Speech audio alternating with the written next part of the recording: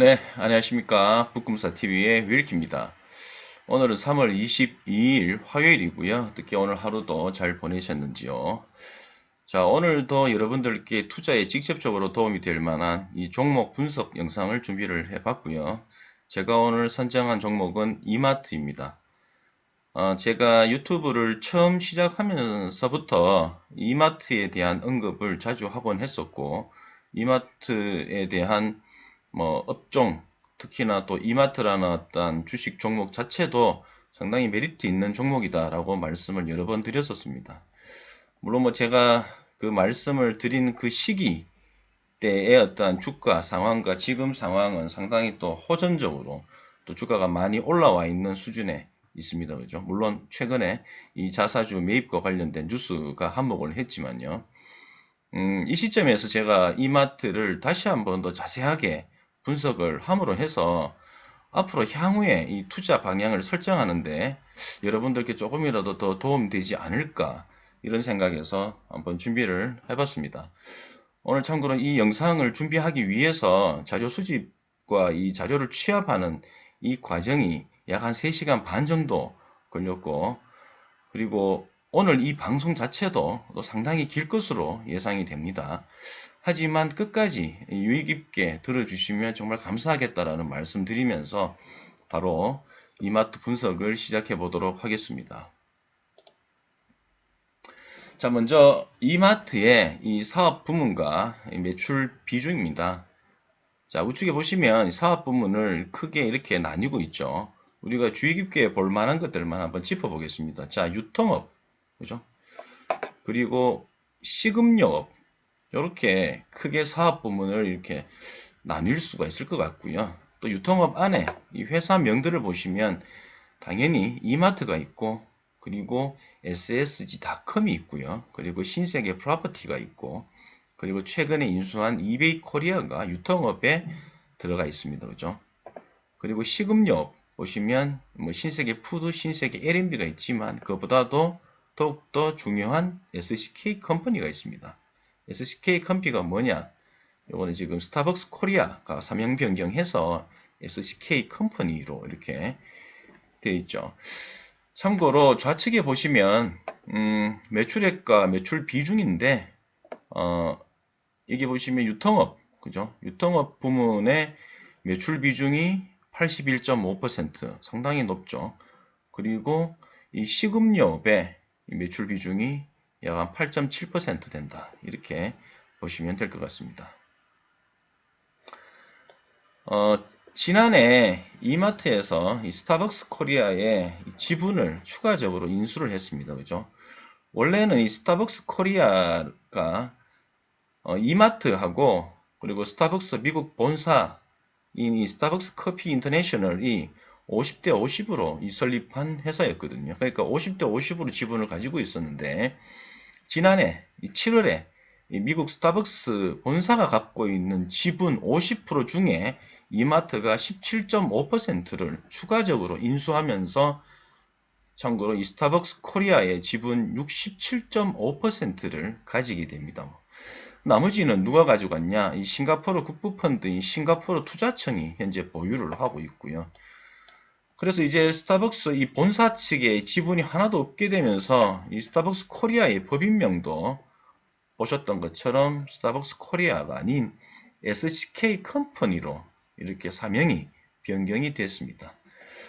참고로 먼저 물론 뒤에서도 실적과 관련해서 또 언급을 드리겠지만 앞에서도 잠깐 미리 말씀을 드리면 SCK 컴퍼니 즉 이 스타벅스 관련된 올해 매출은 약 2조 9천억 예상을 하고 있고요. 작년 21년 매출도 그 전년 20년 때보다도 23.7% 증가한 2조 3,856억 원이었는데 올해도 상당히 증가할 것으로 지금 예상을 하고 있습니다. 그러니까 쉽게 말하면 이마트의 그 자회사, 즉 이 스타벅스 코리아, SCK 컴퍼니가 상당히 알짜배기 회사다 이렇게 말씀을 드릴 수가 있고, 그리고 여기 보시면 지분이 지금 50%를 넘게 되면 이제 자회사가 되면서 연결 재무제표에 포함을 시키게 되거든요. 그래서 이 외형적으로 보이는 어떤 실적 부분도 상당히 또 증가할 것으로 예상이 됩니다. 참고로 4분기, 21년 4분기부터 이렇게 연결 재무를 같이 쓰게 됐거든요. 이마트가 이 스타벅스 코리아, 즉 이 SK 컴퍼니의 이 실적과 관련해서. 그래서 올해도 이 부분을 감안해서 올해도 어쨌든 상당히 또 실적과 관련해서는 좋을 전망이다. 이런 어떤 예상이 됩니다. 그죠? 그리고 작년에 또 큰 이슈가 있었죠. 21년 10월에 그죠? 이마트가 단독으로 이베이 코리아 지분 80%를 약 3조 4,040억 원에 인수를 했습니다. 그죠? 당시에는 뭐 롯데, 네이버 뭐 등등과도 경쟁을 했지만 어찌됐든 이마트가 단독으로 지분 80%를 인수를 했다. 그리고 참고로 올해 1월 19일자 뉴스인데 올해 이베이 코리아가 G마켓 글로벌로 이 사명을 변경을 시켰습니다. 자, 그러면 이 기업 실적 분석과 관련해서 또 여러 가지 지표들을 같이 한번 살펴보도록 하겠습니다. 먼저 실적을 보시기 전에 이 부채 비율부터 먼저 한번 볼게요.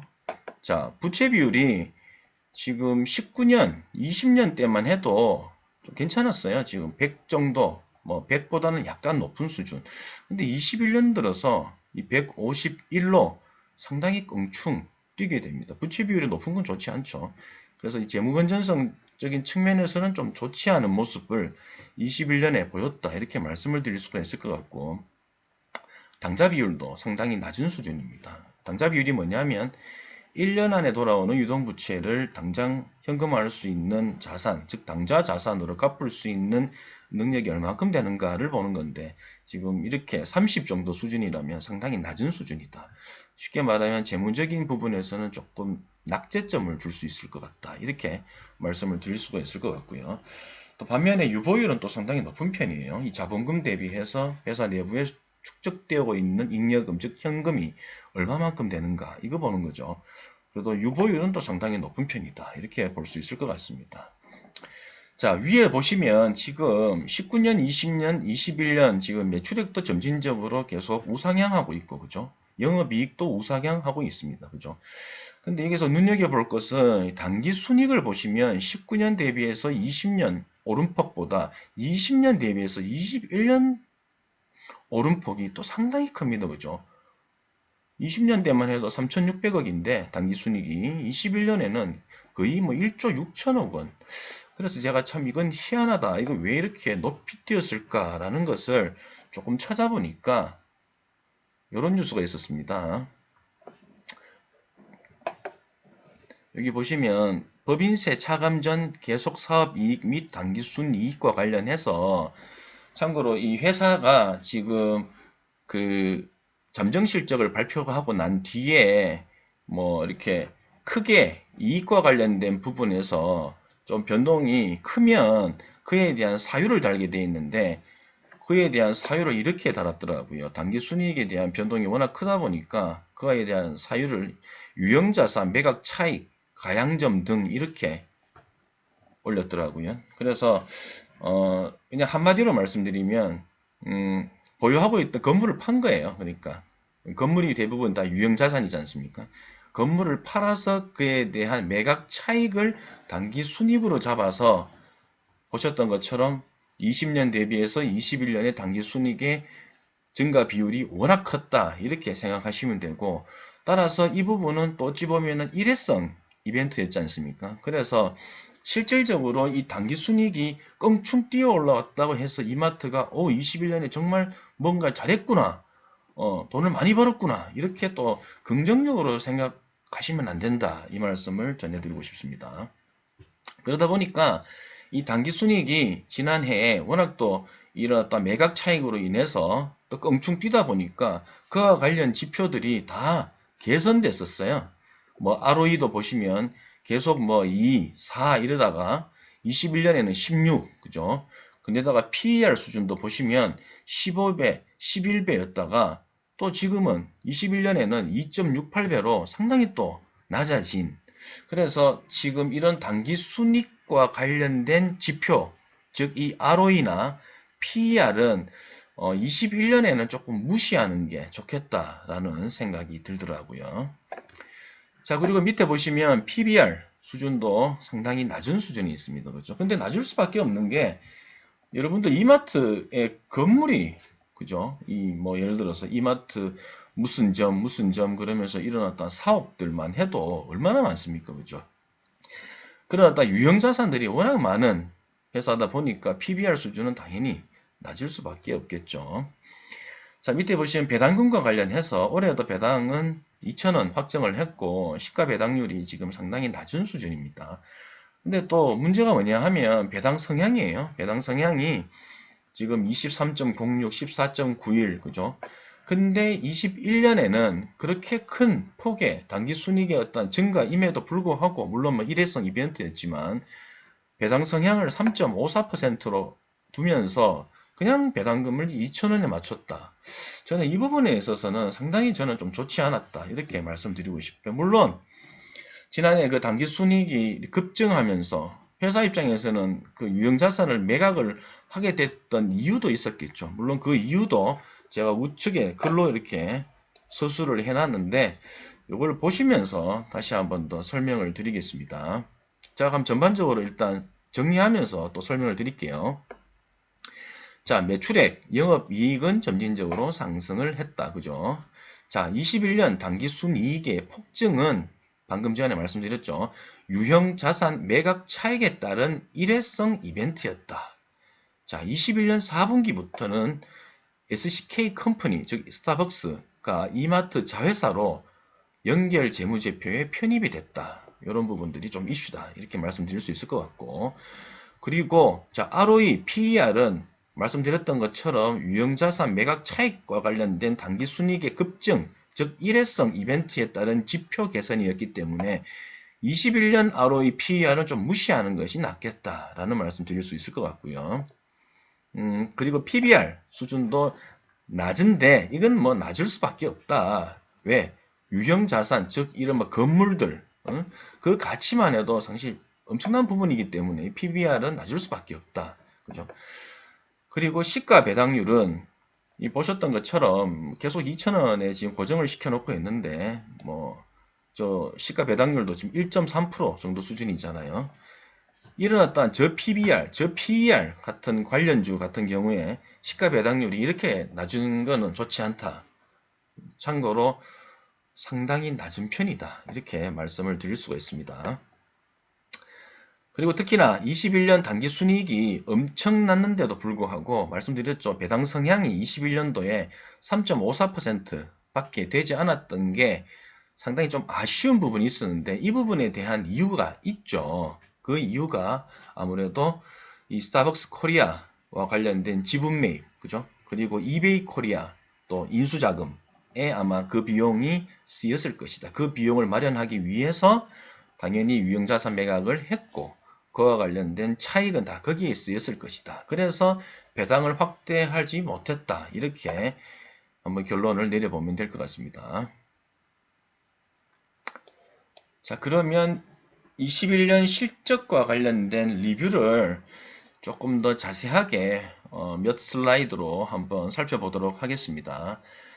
자, 머니투데이 22년 2월 10일자 뉴스였고요. 자, 정용진 이마트. 자, 지난해 25조 벌어들였다. 10년 연속 매출 증가. 그죠? 자, 영업이익이 3,156억 원으로 20년 대비 33.1% 증가를 했습니다. 자, 21년 4분기 영업이익은 761억 원으로 전년 동기 대비해서 10.4% 줄었어요.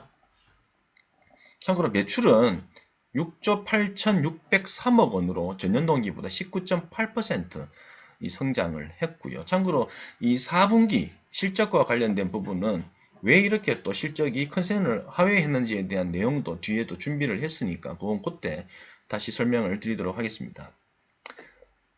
그리고 할인점 총매출액은 전년 대비 3.2% 오른 2조 9,408억 원 달성했고 2011년 이후에 10년 연속 매출이 계속 증가하고 있다. 이렇게 말씀드릴 수가 있습니다. 자, 그리고 SS닷컴 관련해서 4분기 별도 총 거래액이 1조 6,658억 원 나타냈고요. 전년 동기 대비해서 24% 증가. 자, 외형적으로는 SSG닷컴이 계속 성장하고 있다. 이렇게 말씀을 드릴 수가 있습니다. 물론 뒤에서도 설명을 드리겠지만 SSG닷컴은 지금 매년 매분기마다 적자를 기록하고 있는 기업입니다. 자, 그리고 21년 10월 연결 자회사로 편입된 SCK 컴퍼니, 즉 이 스타벅스는 4분기 매출이 6,583억 원, 그리고 영업이익은 575억 원이었다. 자, 앞서서 보셨던 것처럼 앞서서 다시 한번 잠깐 살펴보면은 여기 보시면 21년 4분기에 이 당기 순이익이 669억 원이고 지금 영업이익이 773억이잖아요, 지금. 그런데 뒤에 보시면 SCK 컴퍼니가 지금 4분기 연결 재무제표로 편입이 되면서 실적 반영을 했는데 영업이익이 575억 원이 나왔죠. 그럼에도 저거밖에 안 됐다라는 것은 다른 부분에서 상당히 또 적자폭이 컸다라는 것을 예상을 해볼 수가 있겠죠. 그 부분도 뒤에 설명이 있으니 그때 다시 한번 더 언급을 드리겠습니다. 여기 바로 나오네요.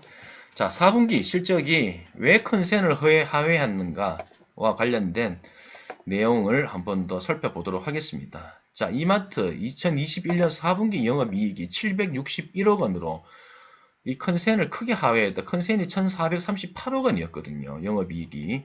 근데 그 이유가 뭐냐 보니까 자, 일회성 비용, 즉 인수 관련 비용, 그리고 일시 인건비 약 한 270억 원, 그리고 SCK 컴퍼니 스타벅스죠. 이 G마켓 글로벌, EBA 코리아죠. 자, 인수에 따른 PPA 상각비. 이 PPA 상각비가 뭐냐 하면 기업 인수 과정에서 무형 자산을 또 상각한 게 있습니다. 그 상각 비용, 즉 240억 원을 떨면서 발생한 것이 주요 원인이다. 이 전반적으로 그냥 한마디로 말씀드리면 그냥 일회성 비용이 4분기에 다 떨렸다. 이렇게 이야기를 해볼 수가 있습니다. 자, 그리고 21년 실적 리뷰와 관련해서 다른 것보다도 이 SS닷컴이 좀 중요한 부분을 차지하고 있기 때문에 SS닷컴에 대한 실적을 조금 더 자세하게 한번 리뷰를 해보겠습니다. 참고로 이마트 IR에서 발표한 자료에 의하면은 SS닷컴의 21년 거래액은 전년 대비 22% 늘어난 5조 7,174억 원으로 집계가 됐습니다. 참고로 목표치였던 4조 8천억 원을 넘어선 것으로 상당히 성장을 했죠. 근데다가 완전 자회사인 W 컨셉까지 포함을 하면 SS닷컴의 지난해 전체 거래액은 6조 445억 원입니다. 그죠? 하지만 SS닷컴이 2019년 출범 당시에 영업 손실이 819억 원이었는데 20년 영업 손실이 469억 원으로 조금 작아졌지만 다시 21년 지난해 21년에는 1079억 원의 영업 손실을 또 기록을 했습니다. 그러니까 SS닷컴이 외형적 성장은 계속 하고 있는데 반해서 이 영업 적자는 지속되고 오히려 21년에는 적자 폭이 상당히 확대됐다. 이렇게 말씀을 드릴 수가 있을 것 같습니다. 근데 지금 SS닷컴이 또 올해 이 상장을 앞두고 있습니다. 그죠? 적자인데도 무슨 상장이 이렇게 또 생각하실 수 있지만 쿠팡 따라간다고 이렇게 보시면 될 것 같아요. 쿠팡이 지금 참고로 최근 뉴스 보니까 22조 매출을 기록을 했더라고요. 외형적 성장이 엄청났죠. 근데도 반해서 적자폭은 더 커졌더라고요. 그런데도 꿋꿋하게 지금 상장해서 잘 나가고 있지 않습니까? 그래서 그 부분을 아마 SS닷컴도 따라가는 게 아닌가. 참고로 지금 SS닷컴의 이마트 지분이 몇 퍼센트냐? 45.58%고 신세계가 SS닷컴의 지분을 24.42%를 보유하고 있는데 이 SS닷컴이 지금 올 상반기에 상장이 추진된다. 물론 지금 이 우크라이나와 러시아 간의 이 전쟁 이슈 때문에 이 상장과 관련된 부분이 조금 뒤로 밀릴 수는 있지만 어찌됐든 예정은 올 상반기에 상장이 추진된다고 합니다. 그러면 이 자회사가 또 이렇게 상장을 하게 되면 모회사인 이마트의 기업 가치가 훼손되는 게 아니냐 또 이렇게 뭐 언급하시는 분들도 계시겠죠. 그런데 최근에 이 관련 법령이 또 이렇게 계속 나오고 있고 또 윤석열 당선인이 이 공약, 이 대선 후보 시절에 이 공약도 어떤 이 물적 분할을 하게 됐을 때 이 모회사의 기업 가치가 훼손되지 않는, 즉 이 주주들의 어떠한 뭐 손해 이런 부분을 최소화하는 어떠한 그런 정책을 마련하겠다라고 천명을 한 만큼 사실 이 부분에 대한 부분은 크게 걱정을 하실 필요가 없을 것 같고요.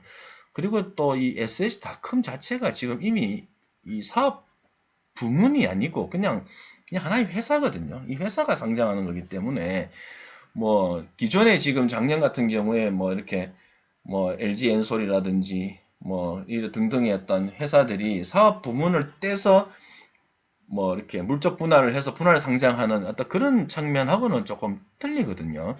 그래서 오히려 제 생각은 SS닷컴이 지금 최대 기업 가치가 약 한 10조 원 정도 예상을 한다고 합니다. 그래서 SS닷컴이 상장을 함으로 해서 오히려 이마트의 기업 가치가 오히려 더 상승하지 않겠나.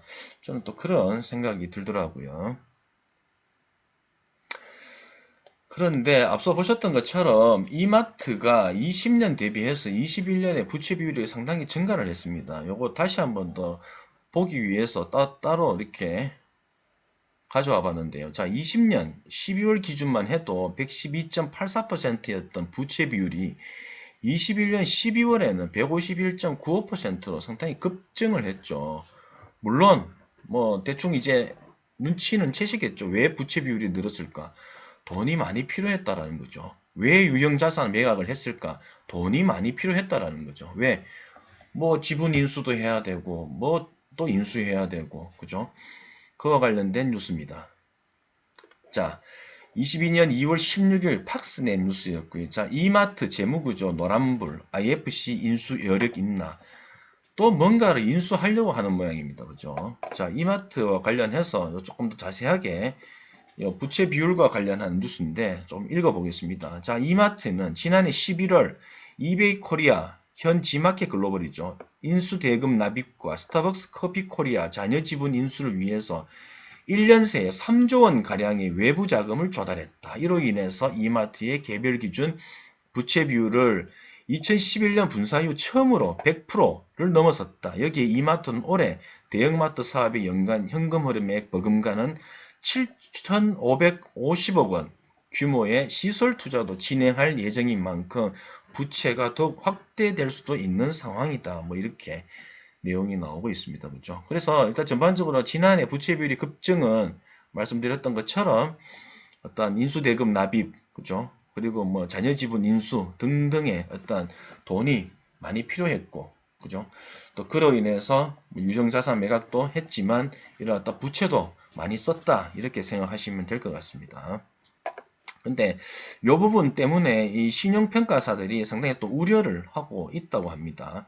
요거 읽어봐 드리면 급격한 부채 확대로 회사가 건전성 악화, 그리고 신용등급 하락, 그리고 실적 재무부담 가중, 그리고 건전성 악화, 신용등급 하락 이런 어떤 악순환이 계속 연결되지 않을까라는 우려를 지금 하고 있다고 합니다. 근데 제가 봐도 지금 이마트의 부채 비율, 당좌 비율로만 놓고 봤을 때 현재 수준은 거의 낙제점이다. 이렇게 말씀을 드릴 수가 있을 것 같아요. 근데 물론 이 외형적 성장과 또 앞으로의 그 미래 먹거리를 위해서 계속 어떤 식으로든 확장해 나가고, 그죠?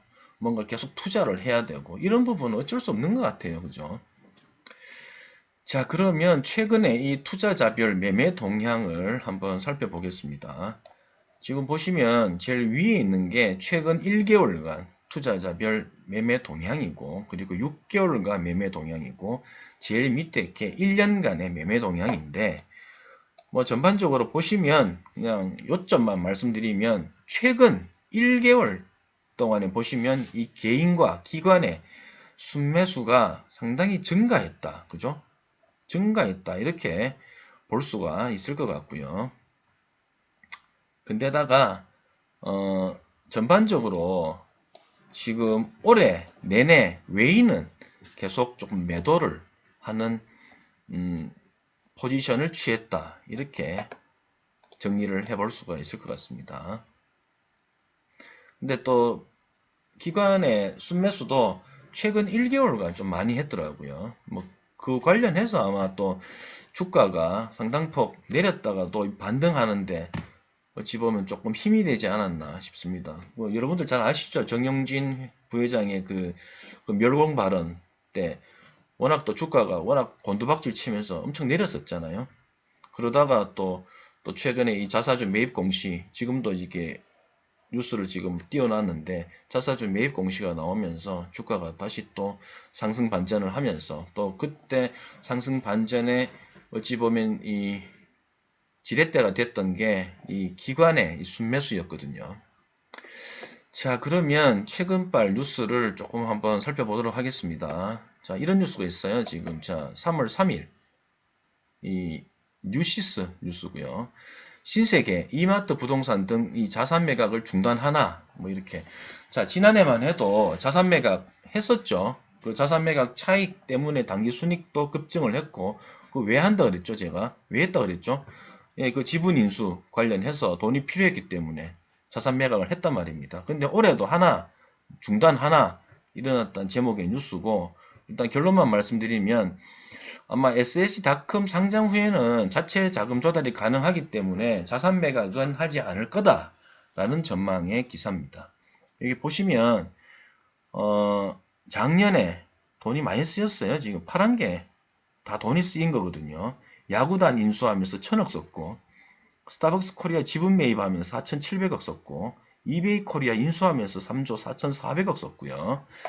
근데 반해서 지금 판 거, 그죠? 이 가양점, 이마트 가양점 팔았고요. 그리고 또 이마트 성수동 본사 건물 팔았습니다.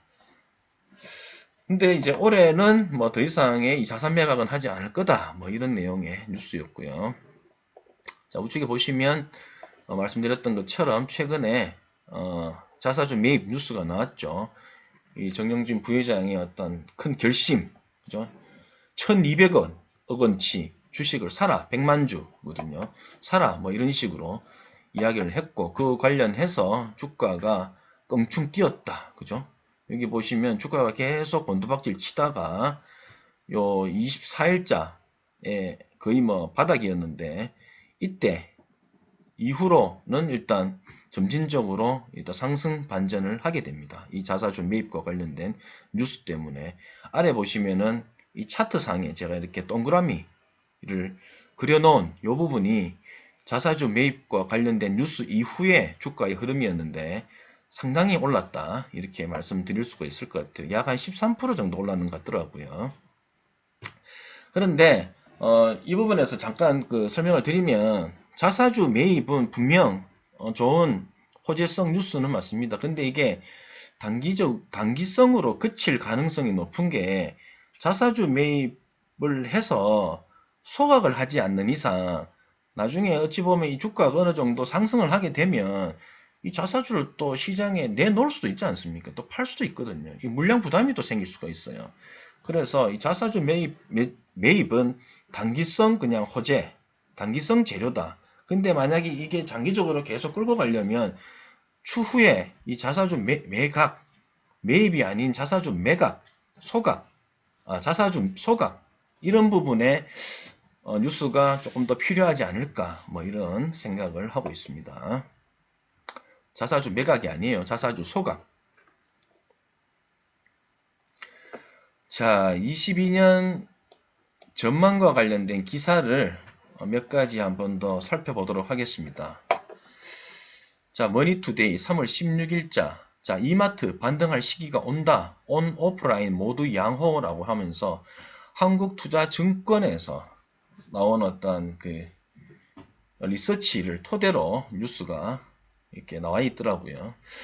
김명주 한국투자증권연구원 이렇게 이야기를 했네요. 올해 1분기 온라인 시장은 전년 동기 대비해서도 13.5% 그리고 온라인 식품 시장은 18.7% 성장할 것으로 예상한다. 일단은 1분기에는 좋을 것 같다. 이렇게 이야기를 하고 있네요. 그리고 SS닷컴도 19.6% 성장을 해서 온라인 시장 성장률 자체를 전부 다 상회할 것이다. 이렇게 이야기를 했습니다.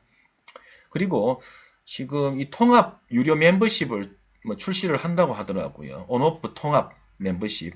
참고로 이 성공적인 유료 통합 멤버십 출시는 이 SS닷컴의 상장 가시화에 따른 모회사인 이마트의 디스카운트를 해소해 줄 것이다. 뭐 이렇게 좋은 전망을 내놨습니다.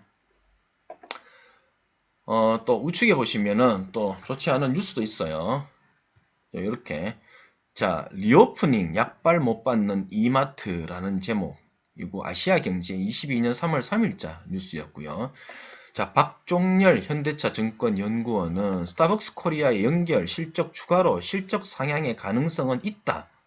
하지만 주력 사업의 부진한 실적을 반영해서 연간 수익 예상은 하향한다. 이런 뉴스가 있었습니다. 또 밑에 보시면 또 이런 뉴스가 있네요. 이데일리 22년 2월 28일자 뉴스였고요. 자, 잘 나가는 자회사 효과, 이마트 성장 둔화에도 웃는 이유. 자, 이마트가 자회사 실적 호조에 금융 수익을 3,725억 원을 기록했습니다. 21년도에.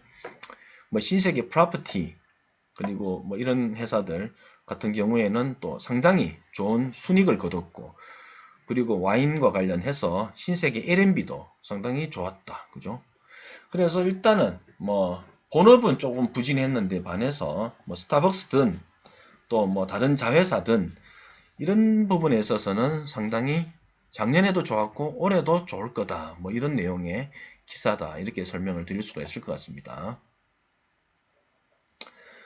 또 22년 전망 기사를 조금 더 살펴보도록 하겠습니다. 참고로 이거는 뭐 둘 다 4Q 실적이 나오고 난 뒤에 일단 잠정 예상과 잠정치를 발표하고 난 뒤에 증권사들이 하나같이 또 목표가를 하향을 했더라고요. 2월 달에. 3월 달에 뒤에서도 언급을 드릴 건데 3월 달에 나온 증권사 목표가는 기존과 거의 동일하게 유지됐습니다. 근데 4분기 실적과 함께 전체 잠정 실적을 발표한 직후에 나온 전반적인 그 기사, 그리고 이 증권사들의 어떤 예측 전망, 그리고 이 목표가와 관련된 뉴스에서는 대부분 다 좋지 않게 발표를 했습니다. 전부 다 목표 주가도 다 하향 조정을 했고요. 그와 관련해서 잠깐 한번 읽어보도록 하겠습니다. 자, 하나증권 이마트 목표가 하향, 올해 실적 기대치 낮춰야. 자, 조선일보 2월 24일자 뉴스였고요.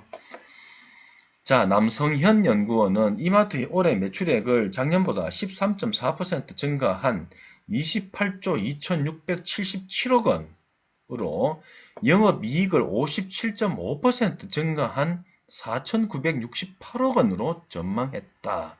그죠? 자, 이것만 보면 올해 실적이 상당히 좋을 거다. 이렇게, 좋은 기사인데 왜? 이렇게 생각을 할 수가 있는데, 조금 더 자세하게 읽어보면, 다만 이 수치에서 스타벅스 운영사인 SCK 컴퍼니와 그리고 이베이 코리아 있죠. G마켓 글로벌을 제외하면 실제 영업이익은 지난해보다 또 오히려 30.3% 감소할 것으로 내다봤다. 왜 그렇죠? 이베이 코리아와 이 그러니까 G마켓 글로벌과 SCK 컴퍼니가 지난해 4분기 때부터 실적 반영이 됐거든요. 이 자회사로 되면서 지난해 4분기 때부터 이 연결 재무제표에 편입이 됐단 말입니다. 그래서 올해는 아예 1분기 때부터 바로 편입이 되잖아요. 그래서 전년보다는 분명히 성장하는 건 맞는데 이 두 회사, SCK 컴퍼니와 G마켓 글로벌을 빼고 나면 실질적으로는 상당히 저조하다. 영업이익은 오히려 더욱더 감소될 전망이다. 뭐 이렇게 이야기를 하는 겁니다. 그죠? 그리고 또 이어서 이렇게 이야기를 했습니다. 지품 및 포장센터, PP센터 비중 확대에 따른 마진율 하락이 예상됨. 참고로 포장센터, PP센터와 관련된 이 투자금이 지금 어느 정도 이렇게 설정이 되어 있습니다. 그 부분이 실적 발표하면서 그 회사 경영진이 발표를 했는데 뒤에서도 한번 설명을 드릴 건데 약 한 7천억 원 이상 아마 투자를 또 단행을 한다고 해요. 그에 따라서 아마 마진율, 즉 이 수익성이 상당히 또 하락이 예상이 되고, 또 SS닷컴이 지금 전년에도 보시다시피 그 20년보다 21년에 상당히 또 적자폭이 확대가 되지 않습니까? 외형적 성장은 했지만 그래서 SS닷컴의 적자폭 확대와 이 무형자산 삼각비 상승의 우려가 계속 지속이 된다. 이렇게 좋지 않게 전망을 했고 그와 관련해서 목표가도 하향 조정했습니다. 자, KB증권에서 나온 내용을 또 한번 살펴볼게요. 자, 이마트 기대 못 미치는 4Q 실적이라는 제목으로 이데일리 2월 22일자 뉴스였습니다. 자, 2022년 영업이익 전망치를 6,301억 원에서 4,945억 원, 뭐 거의 비슷하죠. 그리고 2023년 영업이익 전망치를 7,681억 원에서 5,922억 원으로 하향 조정했죠. 목표 주가도 역시 하향한다. 이렇게 KB증권에서 또 전망 기사를 내놓았습니다. 그래서 일단은 요 두 개만 보더라도 올해 실적은 외형적 성장과 수익성 성장은 분명히 한다. 근데 실질적으로 SCK 컴퍼니와 G마켓 글로벌 빼고 나면 실제 본업, 이 본업에서는 상당히 또 부진할 전망이다라는 것을 예상해 볼 수가 있을 것 같습니다. 또 다른 기사를 한번 살펴보도록 하겠습니다. 자, 아시아투데이 22년 2월 14일자 뉴스였고요. 제목은 성장축 이동하는 이마트 올해 온라인 사업에서만 3조를 넘본다. 이게 뭐 좋은 뉴스죠.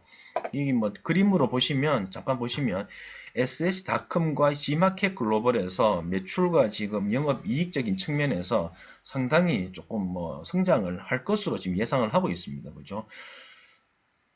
근데 22년의 중점 추진 전략에서 온오프 역량 통합 기틀 마련과 관련해서 첫 번째 물류에서 온오프 협업 체계를 강화하기로 했고 두 번째 멤버십 마케팅에서 온오프 통합 멤버십을 확장하기로 했습니다.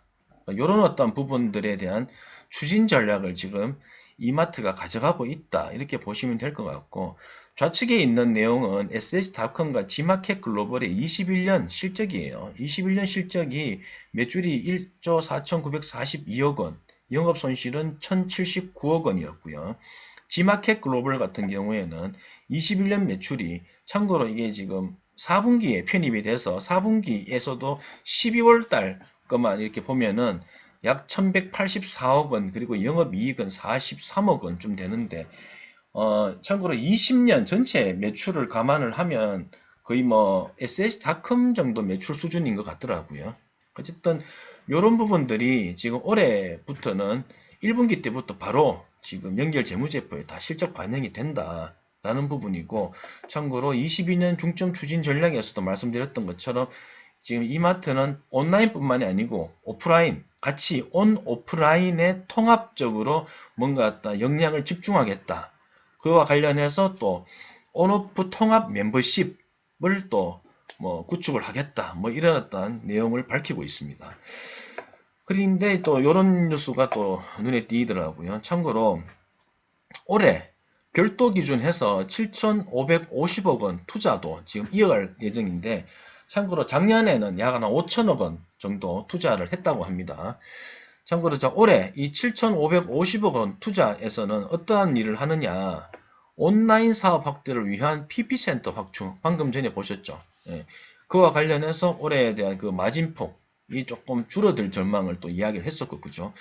그래서 이 부분을 조금 유념을 하실 필요가 있다. 올해 이마트의 이 별도 기준 이 7,550억 원 투자와 관련해서 추후에 이 실적과 관련한 그 수익성이 조금 둔화될 전망이 또 짚고 넘어가야 되지 않겠나 이런 생각을 하고 있습니다.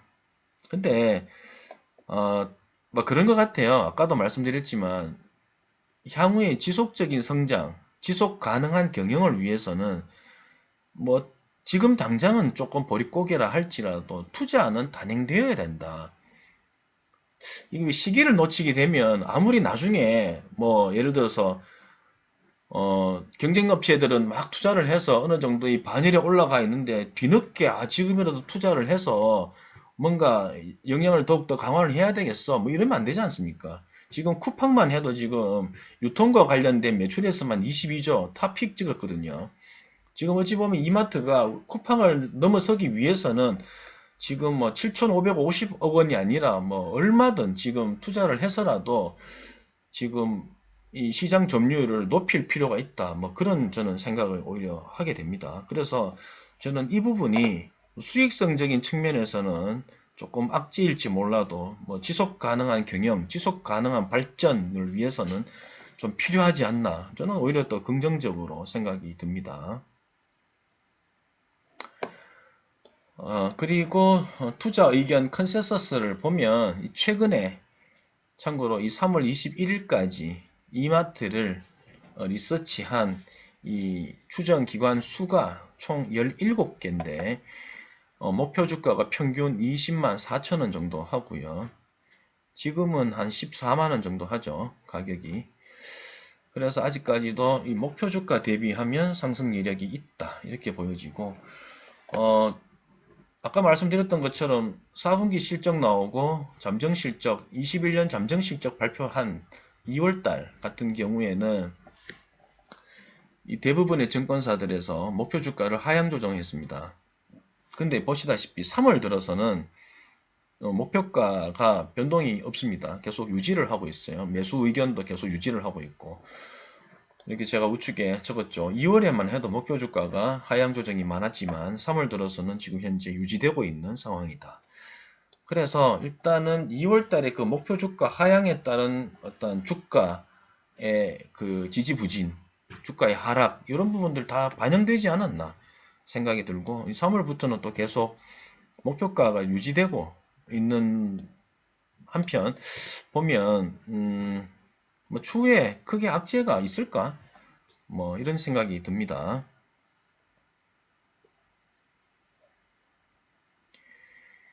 자, 그러면 벌써 정리네요. 자, 정리를 한번 해보겠습니다. 지금까지 본 내용들과 관련해서 이 정리를 한번 읽어보도록 하겠습니다.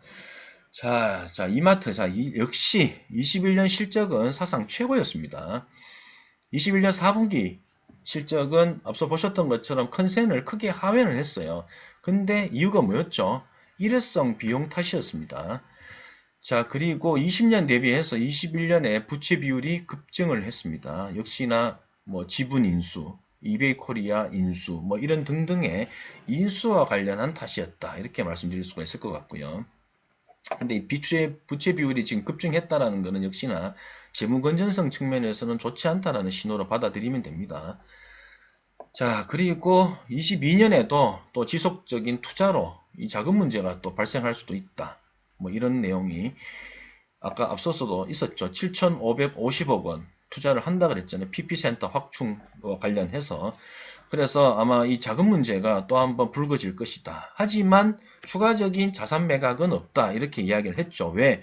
SS닷컴이 상장함으로 해서 이렇게 숨통이 그래도 조금 더 트일 전망이다. 이렇게 또 이야기를 했고, 자, 22년에도 실적 전망은 긍정적이다. 그죠? 아까 보셨던 것처럼 매출액도, 그리고 영업이익도 분명히 성장하는 건 맞다. 하지만 문제는 뭐였죠? SCK 컴퍼니, G마켓 글로벌 빼고 나면 실제 본업에서는 오히려 영업이익이 30% 마이너스. 그죠? 그래서 문제는 본업이야. 문제는 본업. 즉, 이마트, 이 별도 재무제표상의 이 개선이 중요하다. 근데 올해는 조금 개선이 좀 불투명하다라는 게 지금 일반적으로 이 증권사들의 전망이다. 이렇게 말씀드릴 수가 있을 것 같습니다. 그럼에도 이 자회사들의 약진은 계속된다.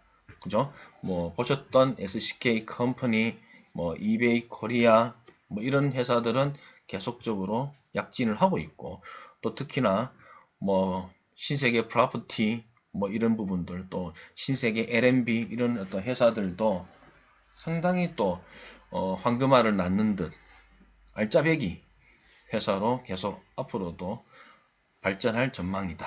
이렇게 말씀드릴 수가 있을 것 같습니다.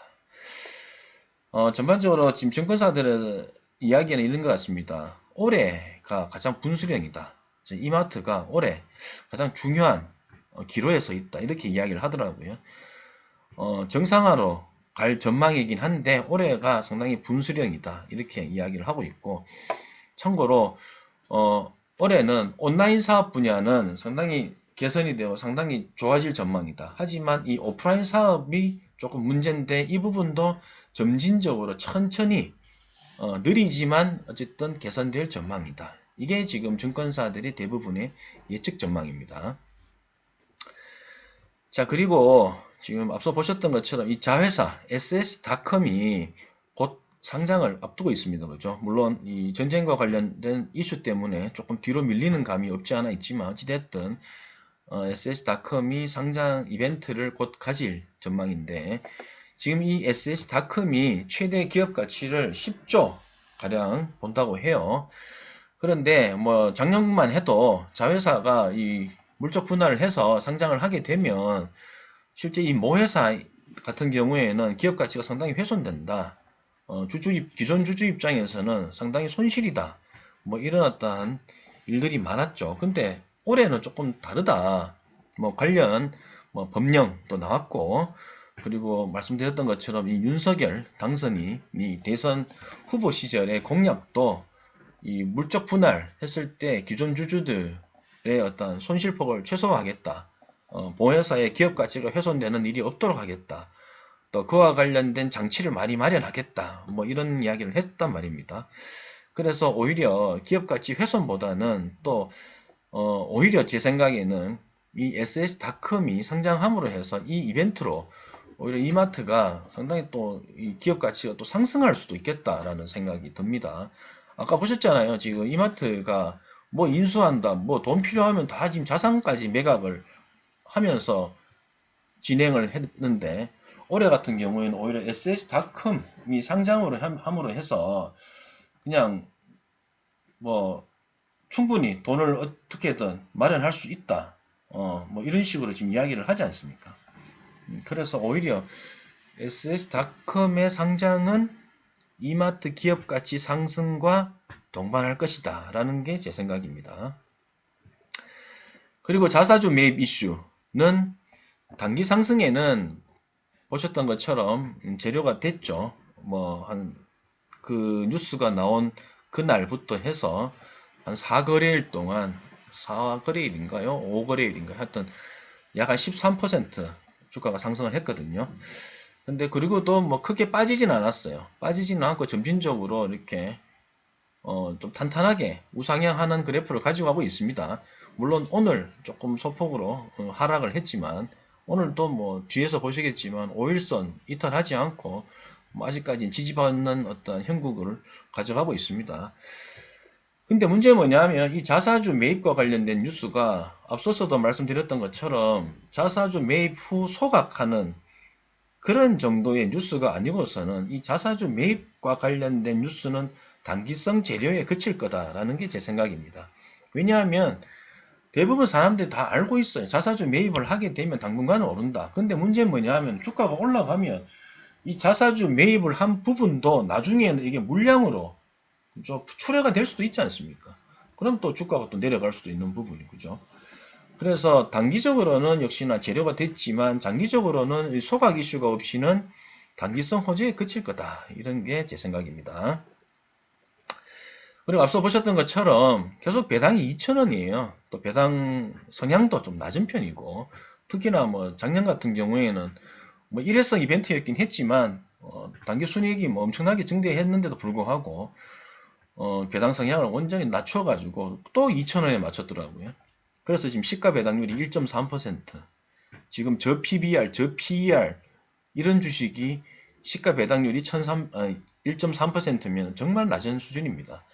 그래서 이 주주 친화적인 액션을 가지려면 이 경영진에서 뭔가 특단의 조치를 취해야 될 거다. 지금 뭐 자사주 매입만 해서 될 문제가 아니고 이 배당 성향을 조금 더 높여가지고 배당을 더욱더 확대를 해야 될 것이다. 저는 그렇게 주장하고 싶습니다.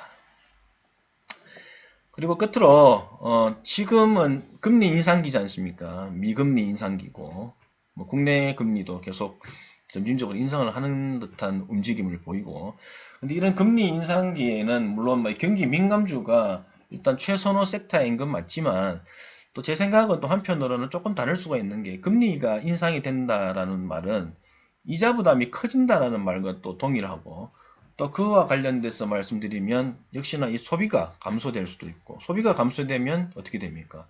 생산이 감소되고 생산이 감소되면 고용이 감소되고 이게 또 어찌 보면 이 경기 침체로 가는 순환이 될 수가 있거든요. 그러다 보니까 이 경기 침체 때는 역시나 꾸준하게 실적을 낼 만한 경기 민감주가 아닌 경기 방어주 섹터에도 눈을 돌려야 하는데 참고로 이마트 유통업체지 않습니까? 이 유통업체인 이마트는 역시나 경기 방어 섹터다. 그죠?